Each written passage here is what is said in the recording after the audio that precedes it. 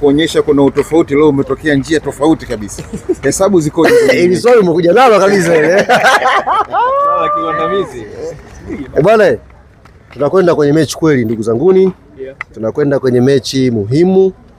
Mechi ambayo sio tu wana Yanga, ni Watanzania wote watakuwa macho siku ya Jumamosi inshallah.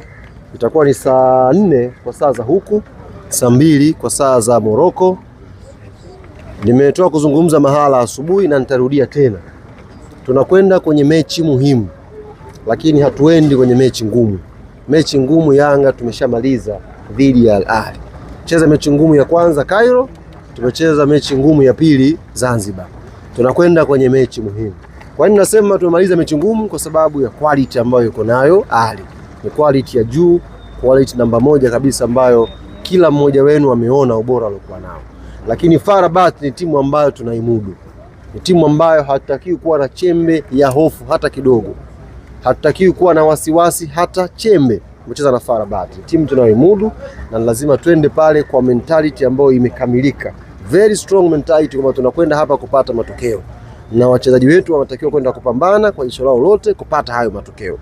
Matokeo ya ule mchezo, miujiza yake yoyote yale yana maana kwenye kundi. Kitokea tumemshona yule bwana pale kwake asilimia zaidi ya 90 bila kujalisha matokeo ya mechi ya JS Kabylie na Ahly itakuwaje? Tutakuwa tumesogea karibu kwenye robo finali. Tukipata sare tumesogea kwa asilimia zingine kadhaa. Lakini tukishonwa kwa maana ya goli kuanzia 2. Sasa hapo ndipo tunakuja kuungana wenzetu. Niagieni zitakuwa ziko nyingi sana. Mwenyezi Mungu atuepushe kwanza na huo mtihani. Lakini twende tukiwa very strong, tuamini kwamba inawezekana na tushafanya mabalaa sana tukiwa tunaamini hivyo. Uzuri ni kwamba ni sisi na wao. Yaani hakuna atakayeongezeka. Hamna shabiki, hakuna mpambe. Ni sisi na wao kwenye pitch pale. Sasa tuna quality, tuna players wenye uzoefu. Hayo makelele yakitoka tukibakia wenyewe. Naamini kabisa kwa asilimia 100 tunakwenda kupata matokeo mazuri inshallah. Kwenye ile mechi dhidi ya Ahly, ngenga zilikuwa nyingi sana kwa upande wa mashabiki, swala ya vyupa na nini. Kutokuwepo kwa hawa mashabiki wa 100% kwenye management, naamini itakuwa ni rahisi kwa nyinyi. Kwanza unajua ni Tanzania tu bado hatujaelewa maana ya nguvu ya mchezaji wa 12.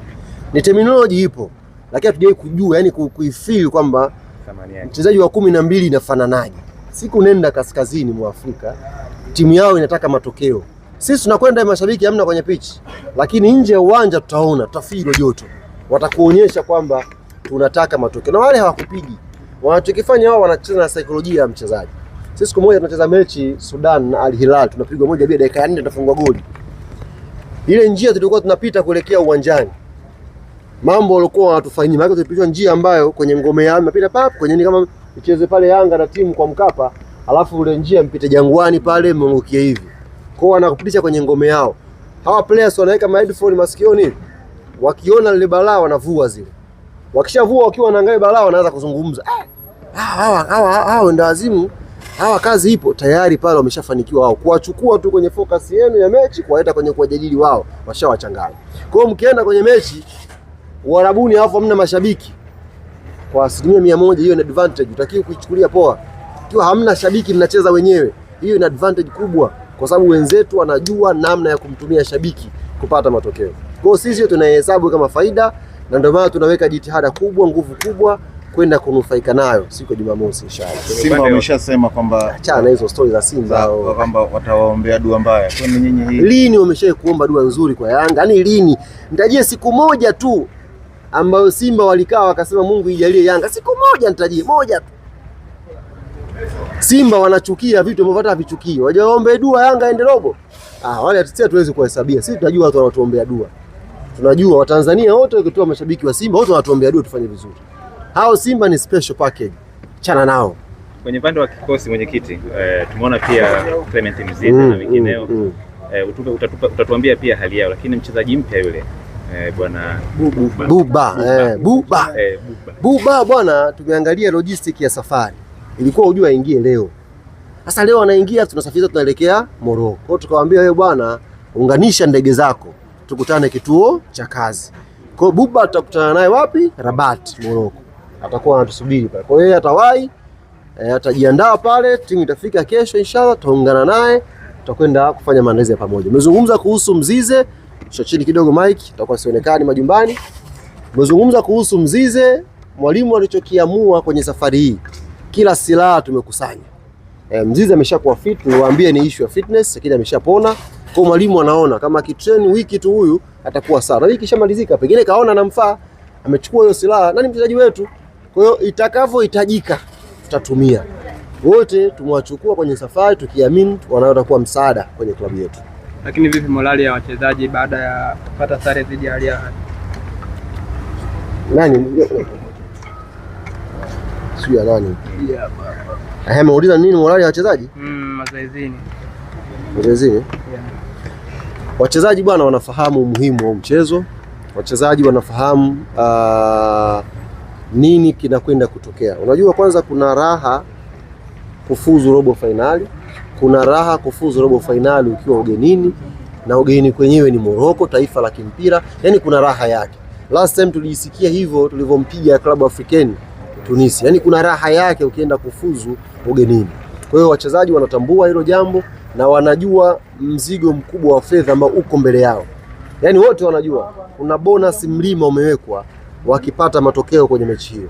Kwa hiyo hawahitaji kusikia tena kelele nyingine, wanajua exactly nini wanayanga wanatarajia kutoka kwao, na tunaamini wana uwezo wa kutupatia hilo jambo.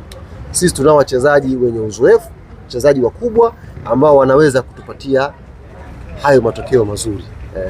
Imezoeleka Africans inaposafiri popote pale viongozi wanakuwa mbele. Vipi kwenye safari hii viongozi management ambao wamesafiri? Tupo karibia wote huko. Tupo karibia wote, kuna ambao wanaondoka leo, kuna ambao wanaondoka kesho, kuna ambao wameshatangulia. Tupo karibia wote, tunakwenda kwenye vita kubwa. Kwa hiyo tumeenda wote, yani pasitokee mahala pakapwaya. Tumeenda wote. Hamjaona Privadinho? Hatujaacha mtu ofisini. Tuchukua mpaka Priva twende, yani pasitokee mahala pakapwaya. Waarabu wakitaka majibizano utamweka Priva. Hapana hao. Yani hatujaacha mahala ambako patakuwa panavuja. Kwa hiyo tunakwenda kamili tukiamini ni mechi yetu muhimu ya kupata matokeo. Yaani sisi mentality yetu ni kwenda kushinda mchezo. Nyewe mnaweza msiamini, lakini mentality ya Yanga ni kwenda kushinda mchezo pale pale Morocco. Hiyo ndio akili yetu inatutuma hivyo, kwa sababu tunao uwezo huu wa kumfunga Farabati kwake. Yanga nao hiyo quality. Ni jihada za wachezaji na kubeba yule moyo wa kupambana ambao always wako nao. Sasa wanatakiwa waulete tena pale Morocco. Tutapata matokeo mazuri kabisa. Na vifaa vya michezo hapa tumeona vinaingizwa au ni vyenu? Nani akata tamaa? Baadhi ya watu wakati tamaa Yanga Afrika kwenda robo finali. Mimi sijaona mtu mmoja aliyekatia Yanga tamaa. Binafsi sijaona kama kuna mtu Mtanzania ambaye amekatia tamaa Yanga, sijamuona. Naona Watanzania wote imani yao ipo kwa Yanga kwamba wanaweza kupata matokeo wakaipeleka Tanzania kimasomaso kwenye hatua robo finali. Kwa hiyo tusimamie hapo. Rais wa klabu yule ndiye anaingia. Chuma kinaingia. Mmemkosa? Mmemkosa. Chuma kinaingia hicho. Kweli hamna pasema kwa. Hakuna tulipoacha. Yaani hakuna tulipoacha hii mechi. Kwenda kuumana huko ndugu zangu. Mimi mechi ya Misri nilikuwa mnyonge, hamkuniona? Amoni leo nina bashasha. Watu tunaenda kufa nao. Mimi nawaambia. Subiri mtakuja kuona. Msimu upo na tambo gani? Msimu gani? Sisi tunakwenda ugenini hapa kutafuta matokeo na masuala msimu uliopita. Sisi tunakwenda ugenini leo Morocco, tunasafiri bismillah, tunafika kesho. Tukifika kesho Morocco tunaanza na siku mbili pale za kuseti mitambo. Alafu Jumamosi tutakutana. Yaani Jumamosi kaeni kwenye TV. Shapiga dua mnaweza kaeni kwenye TV mjue Yanga inapambania nchi siku hiyo Jumamosi inshallah. Ndio timu pekee ambayo inasafiri leo hapa. Tunazungumza kuhusu kufuzu. Msisahau. Yaani ndio timu pekee leo niko airport nazungumza kuhusu kufuzu. Watakuja wazurulaji wengine mtayaona. Sio kama nabii natabiri, watakuja wazurulaji wengine hapa wanapita. Ndio nasema kuzungumza kufuzu, yani inawezekana iwezekani. Ni Yanga tunazungumza with confidence kwamba tunakwenda nafasi ya kufuzu. Watakuja wazurulaji wengine hapa hawaeleweki. Wanafuata vitenge, wanafuata nini Zaka pia anayo nafasi. Zaka sasa yupo Zanzibar. Hawezi kuja hapa Terminal 3 hapa. Ni wewe tu. Peke yangu. Wewe njoo baada ya mimi kuondoka leo. Aje mtu mwingine unafuzu. Kama hajakupiga. Hapa biashara zao, wanafuata na mabibo huko nini hamjui. Damalo ule pale ule. Chuma kishafika, Damalo ule pale. Mwenyekiti, baada ya mchezo dhidi ya Al Ahly kuna maneno mengi yaliongelewa kuhusu performance ya Boka. Vipi nyie kama management na viongozi, mmekaa naye vipi kuhakikisha mnaweka saikolojia yake sawa kuelekea mchezo dhidi ya FAR Rabat? Sasa kwanza Boka hamna hata kimoja alichokisoma cha kwanza. Hayo maoni yalikuwa tu Instagram, yalikuwa maoni ya kwake, hamna hata kimoja alichokisoma, na yeye anafanya kazi na benchi la ufundi. Kama kuna mapungufu, wenye jukumu la kumsahihisha Boka ni benchi la ufundi, na wao ndio wanamsimamia. Haya mengine mitandaoni ni maoni tu ambayo tunayaona mimi na wewe. Wachezaji wakimaliza pale wanakwenda kwenye technical meeting, wanafanywa review, kwa video zinatoka pale, hapa nilikosea, hapa ni improve, hapa nilipatia, hapa vipi. Kwa hiyo wala hakuna athari yoyote ya kisaikolojia kama imemkuta eti Boka hapana. Yuko sawa na chuma kimeingia leo ndani. Tunakwenda kuipambania Yanga. Yaani hao ya Al Ahly ameshakwisha, tuna FAR Rabat mbele hapa. Tunakwenda. Sasa muda wangu umeisha. Usuli ni wai ndege maana nao wazungu wao.